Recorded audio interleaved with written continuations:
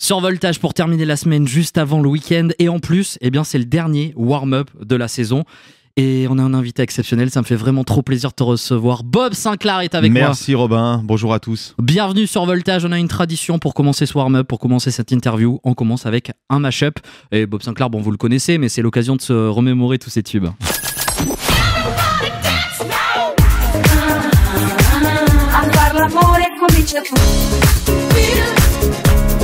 Ah, le mec s'est pris la tête là.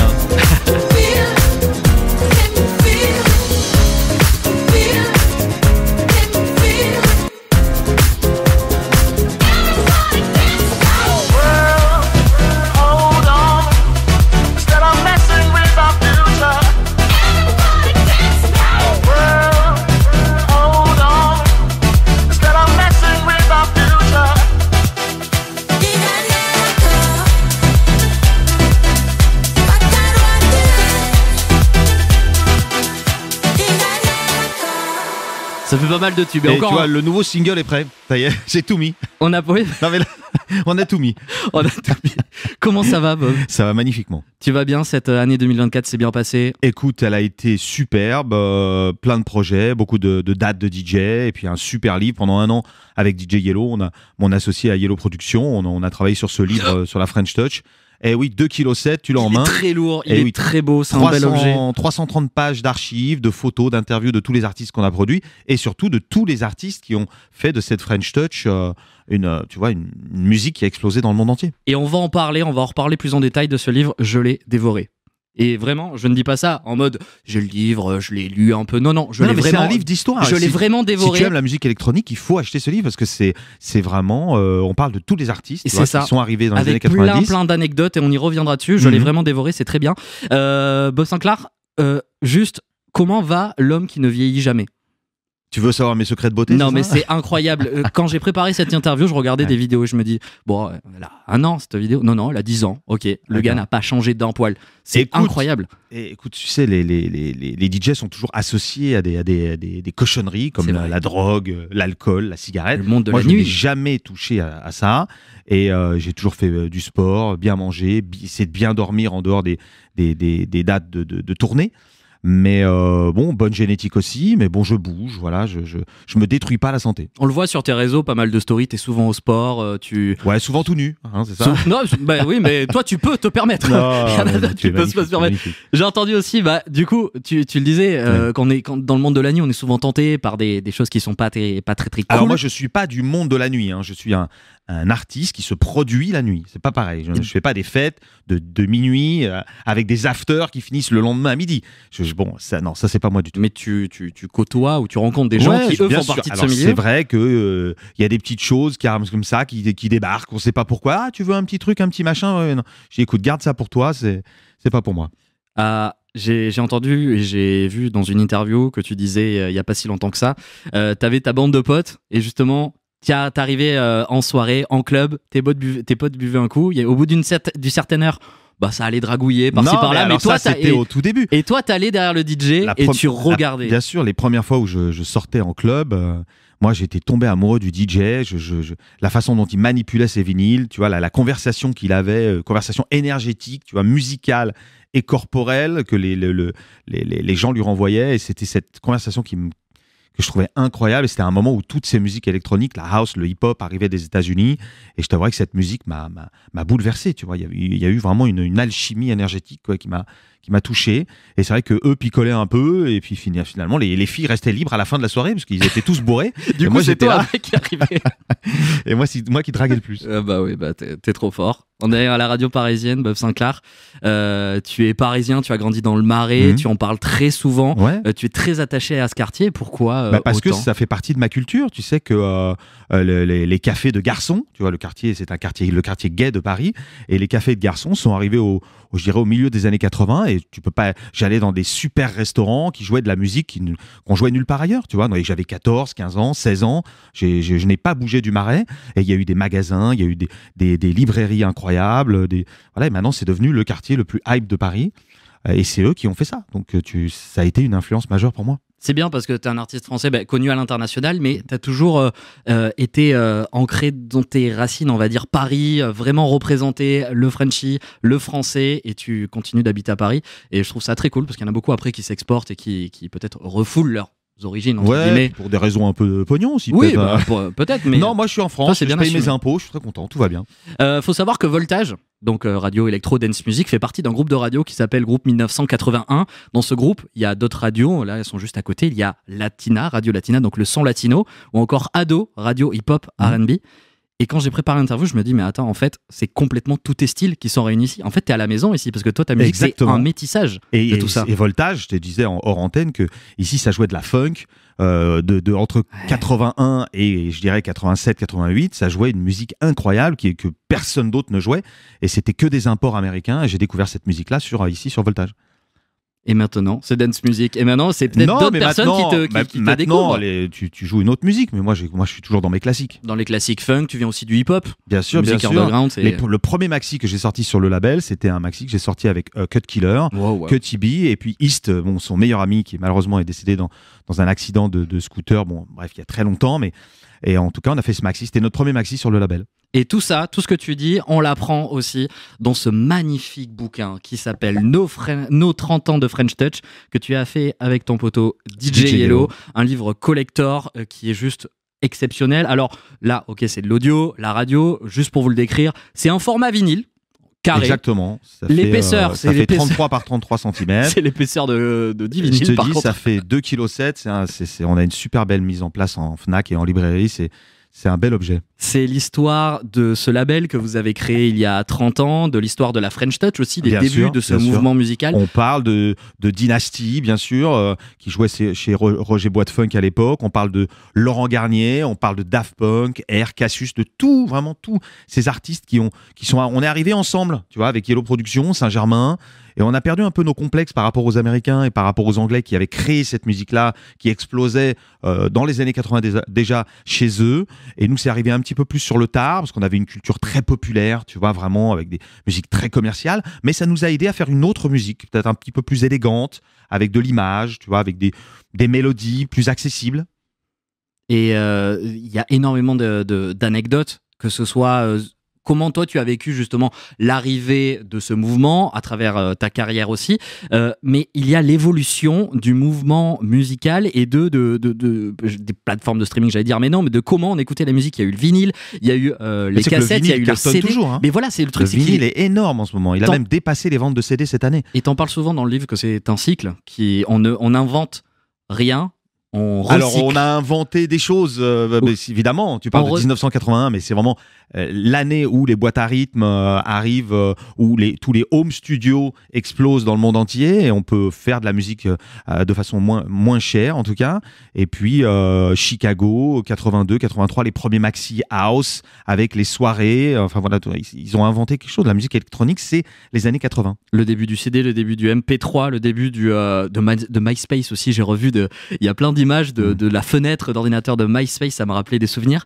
Et je savais pas aussi l'histoire des Daft Punk qui avaient fait une petite carte pour télécharger les morceaux en streaming avant tout le monde. Les Daft Punk ont toujours été à l'avant-garde. Déjà en 2001, ils avaient fait comme une carte de crédit où tu pouvais télécharger des morceaux inédits. Non, c'est trop bien. On apprend plein de choses. Moi, vraiment, si vous êtes intéressé, si vous êtes curieux et que vous aimez la musique électronique, la French Touch ou quoi, allez-y, foncez sur ce livre collector. Mais même si vous ne connaissez pas, eh bien, vous allez apprendre énormément de choses. C'est le premier livre qui parle de tous les artistes en même temps. C'est ça. Parce que Pedro a fait son super livre sur Ed Banger.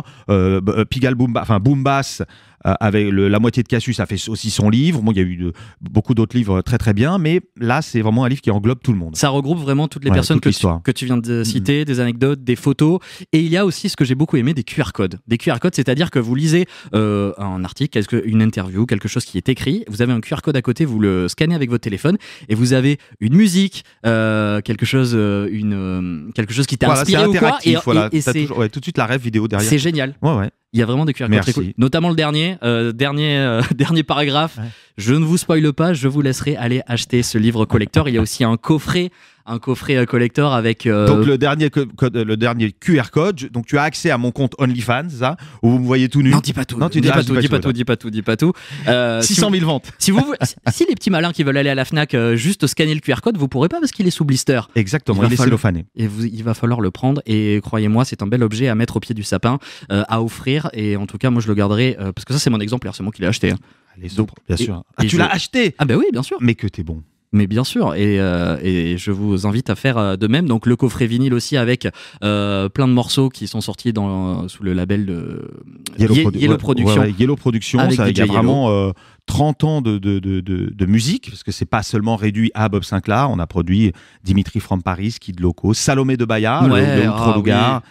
Puis Chaz, Bang Bang, plein de gens, de la musique brésilienne, musique reggae, africaine. On a été un petit peu partout parce que le métissage était vraiment notre couleur, tu vois. Et est-ce que tu te rends compte, Bob Sinclair, que pour ma génération, donc moi j'approche les 30 ans, donc c'est pour ça que ce livre est aussi important. Je suis pas très loin de toi, c'est toi non, mais bien sûr. Non, mais tout ce qui est décrit dans le livre, en fait, c'est ce avec quoi j'ai grandi.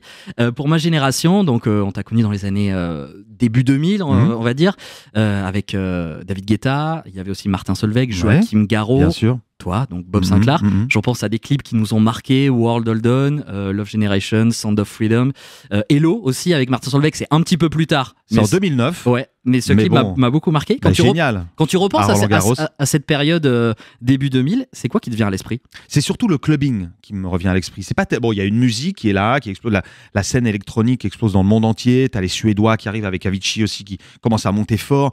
Et tu vois, tout est en ébullition. Les gens viennent écouter une musique et qui commencent à écouter un petit peu à la radio, mais ils continuent à apprécier cette musique dans les clubs. Et je vois aujourd'hui la différence où les gens oublient parfois de vivre le moment présent en voulant être validés sur les réseaux sociaux. Ils veulent partager l'endroit où ils sont, avec qui ils sont. Et trop de vidéos, trop de... quand tes yeux sont concentrés sur un écran, tes oreilles sont fermées, forcément. Donc tu ne vis plus la musique. Et donc il n'y a plus cette conversation entre le DJ et le dance floor. Ce qui t'a valu buzz quand t'avais aussi poussé justement ce coup de gueule de les amis arrêtez de filmer pendant que vous êtes en soirée, profitez. Vidéo, franchement, sincèrement, absolument pas calculé. C'était 5h30, 6h du matin et j'avais mon énergie vraiment au fond des chaussettes. J'étais resté dans un club où les gens avaient payé 80 € l'entrée. T'imagines 80 € l'entrée? Et ils étaient 2000. Et je me dis, et il ne s'est rien passé. C'est-à-dire que j'étais seul, j'avais pas ramené toute une troupe avec moi de gens pour faire un peu de cinéma. J'avais envie de partager un moment, une musique. J'ai été partout. Moi, tu sais, je fais toutes sortes de soirées. Donc, quand ça marche pas d'un côté, je peux aller de l'autre, etc. Je peux jouer des petites choses un petit peu plus commerciales. Les gens étaient sur leur téléphone pendant 2 heures. Je n'ai pas compris ce qui s'est passé. Et là, je me suis dit, c'est peut-être le moment pour moi d'arrêter parce que je ne fais plus partie. Ah ouais, carrément. Non, mais je me suis remis en question. Je me suis dit, je fais plus partie de cette culture. Et après, le soir, le lendemain, j'étais au Baoli à Cannes et j'ai passé une soirée incroyable dans un petit club de fous et j'ai joué de tout et je me suis dit, allez, je m'en fous, je joue ce que je veux et vous êtes là, vous répondez pas. Tu vois, à un moment, je me suis dit, c'est peut-être des alarmes, tu vois, des moments qui te disent, attends, fais ce que tu veux, quoi que ce soit à foutre. Les gens sont là avec leur téléphone, mais joue la musique que tu veux. Essaye pas de faire plaisir. Après, c'est dur aussi pour le DJ d'avoir des personnes statiques qui ne... Il n'y a pas d'interaction. C'est surtout que je ne comprends pas ce que tu filmes. Oui. Je comprends que je suis d'une beauté extraordinaire, mais à un moment, si tu as 3-4 nanas à poil avec moi, je comprends que tu les filmes. Mais moi, il n'y a rien à filmer. Il n'y a rien à filmer. Écoute la musique. Non, c'est vrai, tu as totalement raison. Dans le livre, tu parles donc des différentes périodes musicales et tu dis, ça m'a vraiment interrogé. À partir de 2009, donc le DM arrive en force. Ça a été compliqué pour pas mal de DJ des années fin 90, début 2000 ou quoi de s'adapter. Toi, tu as essayé. Tu te dis, je vais prendre le mouvement, je vais faire des collabs, Sean Paul, Snoop Dogg. Ça t'a pas vraiment ressemblé. Parce que je l'essayais mais sans essayer, tu vois. Et puis surtout, il faut jamais suivre. Tu vois, l'important c'est toujours de rester original. Mais je voulais continuer à produire de la musique, toujours rester dans le métissage, rester un petit peu plus électronique. Ça, bon, écoute, j'avais vécu une période de 5 ans de musique où j'avais le son du moment et cette fusion avec les Jamaïcains a vraiment cartonné. Bon, je continue l'exploration, ça marche un petit peu moins, mais on continue. Puis les réseaux sociaux arrivent et puis on partage un peu plus d'intimité. Tu parles de frustration totale quand même. À ce moment-là, dans les 10 ans d'EDM, ça m'a foudroyé les oreilles. On est passé de l'EDM à une espèce d'afro house soporifique de plage. Bon, et là, il va falloir trouver le juste milieu. La house va revenir, les amis. C'est le moment. On est là. À c'est tous pour, les jeunes producteurs. pour ça que Voltage est là. J'ai retenu aussi une phrase dans le livre. Ouais. J'ai cette culture du DJ résident et en même temps, je fais partie de cette catégorie des DJ guest qui tournent partout dans le monde. Je suis l'homme de tous les contrastes. Ma culture est celle du résident, mais ma vie est celle du guest. Ça veut dire quoi? Ça veut dire que les résidents c'est très important d'avoir commencé en tant que résident. Et les résidents sont souvent un peu dénigrés comme des pousseurs de disques dans les clubs. Mais quand un club accueille un guest, si le résident n'est pas bon, le guest va faire un sale boulot, tu vois. C'est quand même très important. J'appelle pas le résident, mais la première partie est très très importante. C'est lui qui chauffe la salle, qui connaît son public. Il me met sur un petit matelas, moi j'arrive derrière. Je joue un petit peu plus pointu parce que lui a forcément d'autres références et il connaît ses gens. Mais voilà, c'est un très beau métier. Il faut pas, en tout cas, faut leur donner de la valeur. C'est ça, celui qui fait juste un tube. Bon, tant mieux parce que ça buzz, mais c'est pas aussi facile de faire un tube et après d'aller ambiancer toute une soirée. Non, avec bien tout sûr. en Non, set, il faut avoir évident. commencé à la base. Donc j'ai commencé résident. Après j'ai fait tous les clubs du monde. Et on est toujours là. Et parmi cette vie trépidante qui est bien évidemment racontée dans ce merveilleux livre, il y a une famille et tu es très proche de tes enfants. Tu partages plein de choses avec eux sur les réseaux sociaux. La première fois que j'ai testé les titres, que ce soit les tubes, I Feel For You, The Beat Goes On, Love Generation, ils étaient toujours là et je teste toujours sur les enfants. Si on a vraiment des tubes, s'il y a des jeunes producteurs qui sont là, faites des enfants très tôt parce que vous allez tester sur eux et s'ils répondent présents, s'ils dansent sur les tubes, c'est que c'est gagné. Faut toucher les enfants. Et c'est vraiment beau votre relation. Donc Paloma, qui aussi est DJ, elle fait aussi de la musique. Il y a Raphaël aussi. C'est aussi, tu vois, ce qui est fou sur les réseaux, c'est que je fais un post il y a 2 ans avec ma fille où je lui prépare le mix, tu vois. Donc elle a juste à monter les potards et le lendemain, donc 6 millions de vues sur une première vidéo. Le lendemain, j'ai des demandes de festival pour Paloma qui ne sait absolument pas mixer à ce moment-là, tu vois. Donc tu vois comme quoi le mensonge qui peut apparaître sur les réseaux sociaux, alors qu'on voulait faire une vidéo un peu fun. Mais maintenant, écoute, depuis, elle se met un petit peu à mixer, elle n'est pas encore prête, mais elle aime ça, elle a la musique dans la peau, un peu plus que mon fils. Mon fils aime la musique, mais lui, il est dans le recyclage de vêtements, parce que moi j'adore le vintage, et il s'est pris de passion pour ça. C'est aussi. lui qui t'habille ? Alors c'est lui qui m'influence beaucoup aujourd'hui, parce qu'il a une culture du vintage qui est bien supérieure à la mienne maintenant. Que tu lui as transmis aussi. Bien sûr. Parce que quand t'as 14-15 ans, t'emmènes les enfants aux puces et me dis, arrête de nous ramener tes cochonneries pleines de poussière, que ce soit les meubles, tu vois, même des tableaux, des vêtements. J'adore le jean, les jeans des années 60, 50, etc. Donc pourquoi t'achètes des vieilleries alors tu verras, mon fils, un jour, tu comprendras ce que c'est que la qualité. Et donc je l'ai emmené aux puces à travers le monde et maintenant il est mordu, quoi. Et tu parlais de vieillerie, d'achat ou de trucs comme ça, mais on a un point commun tous les deux. Oui. Tu ne le sais pas encore. On est tous les deux des collectionneurs. C'est vrai. Toi, peut-être un peu plus que moi. T'es compulsif aussi. Mais moi, j'ai un problème. En fait, j'achète quelque chose qui me plaît. Après, j'apprends qu'il y a d'autres modèles, voilà. qu'il y a tout il faut que j'achète tout. C'est le plus beau des défauts que tu as. C'est vrai, c'est un beau défaut. Mais oui, parce que tu restes collectionneur, donc tu vas rester jeune dans ta tête. Mais tout le monde ne comprend pas ça. Ma copine, par exemple, elle me dit, mais t'achètes un truc qui va rester posé sur une étagère, qui va prendre la poussière, ça ne sert à rien. Tu leur dis quoi à ces gens-là ? Je leur dis que c'est pour décorer, chérie. Je lui dis c'est pour décorer, j'ai besoin d'une ambiance. Quand les gens arrivent, ça met un climat dans la pièce, il faut te battre. Tu vas pas laisser tomber. Non, mais franchement, je bois tes paroles et je vais affronter ça. Je sais pas ce que c'est des jouets aussi. J'aime beaucoup les figurines. Voilà. Là, je suis dans les romans graphiques, les c'est BD un ou truc quoi. de garçon, ça. Bah oui. Ça prend de la place. Il faut garder les boîtes aussi. Ah, mais évidemment. Ça, c'est important. Et ça prend encore de la place. Tu es pointu. Il est bon, ce garçon. Non, mais toi, par contre, c'est à une autre échelle. Tu collectionnes des vinyles, des chaussures, tes badges de festival. Je collectionne mes badges de festival, des magazines Playboy, les vinyles, bien sûr, des jeans. Parce que les jeans ont des fêtes. Quand tu achètes des jeans de toutes les années, depuis les années 40, les jeans ont tous une couleur différente et ils évoluent avec les années. Donc, j'achète ça parce que je suis addict au denim, tu vois, donc le tissu du jean s'appelle le denim et plein d'autres, des jouets japonais. Là, les Bear Bricks. Ouais, les Bear Bricks. T'en as énormément. J'ai vu une vidéo. Alors, pour ceux qui ne connaissent pas, c'est une sorte de grosse figurine qui mesure 1 mètre. Ouais, on va dire, c'est une les figurine gros en modèles. plastique qui mesure 75 cm, qui a une forme de brique avec une tête d'ours, qui a été inventée par une société japonaise qui s'appelle Medicom et qui est devenue un objet collector. Bah ouais. Toutes les plus grandes marques veulent s'associer à cet objet parce que c'est finalement un objet pop qui est devenu pop culture. Ça s'appelle un art toy. Et des designers le font. Donc, tout le monde en a fait un. C'est des objets collector. Voilà, il faut les avoir. Sur mes réseaux ou sur le Bear Brick World, j'ai fait une adresse Instagram spécialement pour ça. T'en as combien ? J'en ai 450. Et ouais. t'as loué, ou t'as acheté, je ne J'ai sais loué- pas, non, mais j'ai tu une as, pièce- tu non, as une pièce, j'ai- un je appartement loue- carrément spécial Je pour ça. loue une pièce en plus à Marne-la-Vallée pour entreposer les boîtes. Ah, et les boîtes en non, plus. non, je suis malade, hein, je te dis, j'ai un gros problème. T'aimes aussi les œuvres d'art et tout. Tu penses un jour, pourquoi pas dans quelques années, ouvrir une galerie ou ouvrir ça au public pour que les gens viennent justement voir cette non, c'est collection? pas. Alors, je suis pas dans l'accumulation non plus, mais pour décorer chez moi, j'aime bien faire partie de l'histoire d'une œuvre. Voilà, j'aime bien plein d'artistes en général, surtout de la culture hip-hop, tu vois. Bah t'as raison. Ouais. En tout cas, c'est très très très cool. Moi, je suis collectionneur aussi. Il y a aussi les cartes aussi qui reviennent.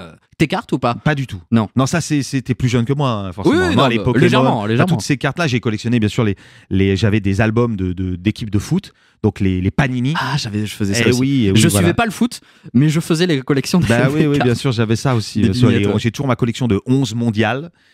Tu vois, les Strange. Ouais. J'avais les Strange. Oui. Mais oui. J'ai eu celle de mon père. Non, Ouais, je suis te désolé. remercie. Non, je suis désolé de te le dire. non, mais tout ça, ça fait partie de la pop culture Mais- qui revient aujourd'hui, qui coûte une fortune. J'ai des premiers numéros qui sont inestimables. Il faut dire ça à ta copine. Et- Un jour, tu verras, mais nos enfants seront fans de ça. Mais mon fils est dingue de ça. Il y a pas longtemps, elle m'a dit au fait la figurine que t'avais achetée, je sais plus combien de temps, tu m'as dit qu'avec le temps ça allait prendre de la valeur. Là, c'est à combien? Ah ouais. J'ai regardé, j'ai dit voilà. bon, faut attendre un petit peu. Ça a pas encore pris assez. Mais tu vois la collection des Strange de mon père. Mhm. Moi, je suis très heureux qu'il ait gardé ça. Mais bien Tu sûr, vois, donc, évidemment. voilà, c'est ce que je fais. Et tu fais ça avec tes enfants et tes enfants te le rendent bien. Et en plus là, ils sont bien partis parce que c'est trop cool ce qu'ils font. Paloma qui va faire des festivals peut-être. Oh, je sais pas, on n'en est pas encore là. On va jouer. En tout cas, on joue à Paris là, et on va jouer sûrement ailleurs l'année prochaine. Il faut qu'elle vienne avec moi, comme ça. Tu vois, comme ça, je serai un peu excité, tu vois. Et puis les gens l'aiment. Je sais pas pourquoi les gens aiment Paloma. Bon. Mais Il me dit par- toujours, t'es pas venu avec Paloma et Paloma elle vient pas mixer. Je dis je suis là les amis, qu'est-ce qui se passe? Mais parce que vous avez une relation tellement c'est famille, Ouais, ouais, bienveillant, c'est joli, vas-y, c'est joli à regarder, ouais, c'est vrai. on kiffe ensemble, Ah c'est ouais. vraiment très joli à regarder comme tu dis. Non, il y a une belle énergie. On partage une belle énergie et la musique c'est ça. Voilà, c'est de communication. Bob Sinclair, tu es le dernier invité du Warm-Up Voltage de cette année 2024. On va parler des fêtes de fin d'année. Qu'est-ce que tu as prévu? Est-ce que tu es en famille, entre amis, Bien sûr. au soleil, à la montagne, La tu travailles? tradition, ça c'est une tradition familiale qui est très importante, qu'il faut garder. Enfin, moi je garde vraiment, c'est une priorité. Ma maman est là, mes enfants sont là, voilà, ma sœur, ma fiancée, voilà, on est tous ensemble et on fait ça, c'est important. C'est très important. Secret Santa, cadeau pour chacun, vous êtes quoi? Moi j'aime bien faire des cadeaux. J'aime pas en recevoir, mais j'adore. T'es mal à l'aise quand Non, t'en ouais, t'en- je suis un peu mal à l'aise, puis j'ai déjà tout, donc c'est compliqué pour eux. Un Moi verre. j'adore me faire des petits cadeaux. Si t'imagines, on t'offre une pièce de collection, tu dis ah ben je l'ai déjà celle-là. Non, parce qu'ils savent. Non, mais tu sais, m'offrir quelque chose, c'est tu vas au puce, tu vois un truc par terre qui coûte 5 €, mais tu vois, qui représente quelque chose que j'aurais pu aimer, même une figurine de football, n'importe quoi. À faire un cadeau, c'est aussi y penser quelques semaines ou peut-être même quelques mois à l'avance. C'est pas à la dernière minute, aller, tiens, je vais acheter un bouquin parce que non, c'est un petit cadeau, c'est ça, c'est pas forcément un truc cher. L'amour des objets. Exactement. D'ailleurs, est-ce que t'es comme moi? Est-ce que t'as du mal à jeter? Non, mais. Tu sais que t'es invité. T'as lu mon bouquin, c'est pas possible. Mais alors Non, je l'ai mais- lu, mais Non, surtout mais que tu vois, je t'as me un suis don de vraiment voyance. je me suis retrouvé dans non, ça. mais c'est une tragédie. Je ne jette rien. Je suis pareil. Mais rien. Mais je suis sûr que parmi vous qui êtes en train de nous écouter, beaucoup d'entre vous êtes comme nous et on va créer une team là, comme ça. Non, j'accumule, mais toujours bien placé. Hein, c'est pas non plus le bordel. Oui, bien sûr, bien évidemment. Une longue carrière, Bob Sinclair, qui est Mhm. loin d'être terminée. On est très heureux de t'avoir reçu. Merci Robin. Une dernière petite question. Est-ce que tu aurais un regret dans ta carrière? Un regret maintenant, avec du recul, un truc que tu n'aurais peut-être pas fait? Non, je peux pas avoir de regrets, c'est Non. impossible parce que tu sais quand j'ai commencé et que j'ai dit à maman, écoute, il y a quelque chose qui se passe, tu vois, il y a cette musique, il y a le rap, il y a la house qui arrive, j'aime cette musique, bon, je fais des cassettes un peu comme ça, mais j'aimerais organiser des soirées avec un copain. À ce moment-là, elle m'a pas dit, mais qu'est-ce que c'est que ce métier de dégénéré que tu veux faire? Tu vois, tout ce qui traîne entre eux, comme on l'a expliqué, la drogue, l'alcool, etc. Elle me connaissait, tu vois. Moi, j'ai toujours évolué dans le sport, et j'ai toujours fait beaucoup de sport. Et elle m'a dit, écoute, tu fais ça pendant 4-5 ans, éclate-toi. Et puis, si à un moment ça marche pas, eh ben, on trouvera autre chose. Vas-y, mon fils, je t'encourage. Et il y avait rien. Il y avait pas de plan de carrière. Il y avait pas de DJ qui avait réussi. Évidemment, on avait des mentors comme Roger Sanchez, David Morales, Masters at Work, des gens qui venaient des États-Unis, mais qui n'avaient pas une image d'artiste en tant que DJ. C'était des producteurs, ils faisaient une musique qu'on aimait, mais ça n'était pas aussi populaire qu'aujourd'hui, ils n'étaient pas identifiés. Et ça, cette identification est arrivée au début des années 2000, et ça, tu vois, il y a eu 10 ans avant qu'un DJ soit reconnaissable. Donc je peux pas avoir de regrets. Tu vois, je suis toujours encore avec toi, Robin, qui a 30 piges et qui est content de me recevoir Ah, de aujourd'hui, ouf. tu vois. Donc c'est fabuleux pour moi. Il y a une transmission. Voilà, j'aime transmettre dans les mix. Quand je joue en tant que DJ, j'essaie de jouer des classiques. Pendant le confinement, j'ai joué que ça. Il y a ce livre qui arrive et qui parle de cette histoire. J'ai plein de choses encore à raconter. La suite pour toi, Bob Sinclair, je sais que tu vas faire les Déferlantes. Tu as été annoncé dans un festival. On espère dans d'autres festivals. Mais plein de choses qui arrivent bien sûr pour l'été prochain. Mais là, je pars au Brésil pour une tournée de 5 dates. Et ensuite, donc, je fais le Chili, le Paraguay. Donc je fais 6 ou 7 dates. Je pars au soleil. Parce qu'après, il faut que je me repose un peu pour avoir de l'énergie. Mais j'ai un petit message pour les auditeurs, c'est que samedi, pour tous ceux qui veulent acheter des livres et qui n'ont pas eu le temps, dernière minute, et qui veulent une dédicace, je suis donc dans le Marais, au 40 rue des Blancs-Manteaux, à Paris. Donc j'ouvre une boutique au 40 rue des Blancs-Manteaux. Et donc voilà, de 11h du matin à 16h, je serai là pour vous dédicacer un livre. Je serai là avec Paloma. Et on va, voilà. Donc si vous voulez acheter un livre, vous pourrez l'acheter sur place ou venir avec si vous l'avez acheté à la Fnac. Je serai là pour vous le dédicacer. Donc 11h, 16h. Demain. C'est trop bien. Dans le Marais, au 40 rue des Blancs-Manteaux. Encore un beau cadeau de Noël à poser au pied du sapin. Je le rappelle, je le montre à la caméra. Il est très lourd. Il y a beaucoup de choses. Nos 30 ans. Tu pousses à chaque fois que je me suis luxé l'épaule. Ah mince. Nos 30 ans de French Touch avec DJ Yellow, le livre de Bob Sinclair que vous pouvez retrouver partout. En vrai, vous l'avez partout. Le coffret, bien sûr. Le coffret vinyle aussi.